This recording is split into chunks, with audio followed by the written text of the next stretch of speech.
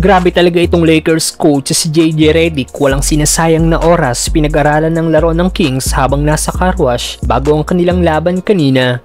Pero bago yan, Denver Nuggets hirap na hirap makakuha ng panalo kahit buhat mode na si Nikola Jokic. Isa sa West NBA team na hindi pa nakakatikim ng panalo ngayong regular season ay ang 2023 NBA champion na Denver Nuggets. Natalo nga po ang Denver sa OKC noong isang araw kung saan tinambakan sila ng 15 points. At kanina kahit buhat mode na ang 3-time MVP na si Nikola Jokic na gumawa ng 41 points, 9 rebounds at 4 assists kontra sa LA Clippers na walang Kawhi Leonard, hindi pa rin nga po nila natalo ang visiting team. Malayo sa 4-0 start ng Nuggets last season.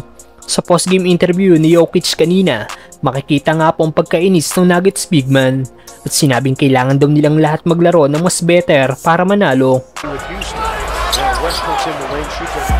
I think we all need to be better.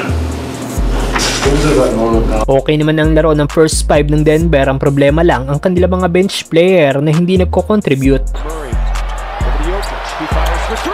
Nasa team na nga po ng Nuggets ang former MVP na si Russell Westbrook. Sa kanyang debut game, gumawa si Russ ng 6 points, 5 rebounds at 5 assists, shooting 2 of 10 sa field.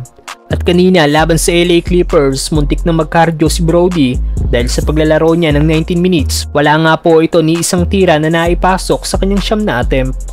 Buti na lang na-shoot niya ang dalawa niyang free throw kaya nagtapos siya na may 2 points. Mukhang alam na natin kung bakit hindi manalo ang Denver Nuggets ngayon.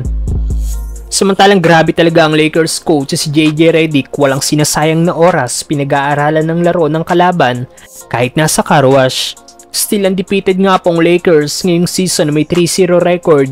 Hindi biro ang mga nakalaban na team ng Lakers sa Minnesota Timberwolves, Phoenix Suns at ang Sacramento Kings na mga powerhouse team sa West Conference. Wala namang pinagbago sa roster ng Lakers dahil nadagdag lang sa team sina Bronny at Dalton Knecht. Kaya naman sinasabi ng karamihan kaya maganda daw ang katayuan ng Lakers ngayon ay dahil sa bago nilang head coach si JJ Redick. At kanina bago ang game ng Kings at Lakers, viral nga po ang sinabi ng former 2-time All-Star na si Baron Davis patungkol sa Lakers coach. Ayon sa former point guard, nakita niya daw si JJ Redick sa isang car wash kung saan hawak nito ang kanyang laptop at nanonood ng film ng laro ng Kings. Bilib na bilib si Baron Davis sa Lakers coach dahil grabing dedication daw meron si JJ para sa Lakers. Nasa magandang kamay daw ngayon ng Lake Show. At ayon sa Lakers reporter na si Jovan Buha, kinumpirma mismo ni JJ ang naging pahayag ni Baron Davis na nanonood siya ng film sa car wash. Ayon kay Coach JJ Redick, hindi daw siya tipikal na nanonood ng film sa public.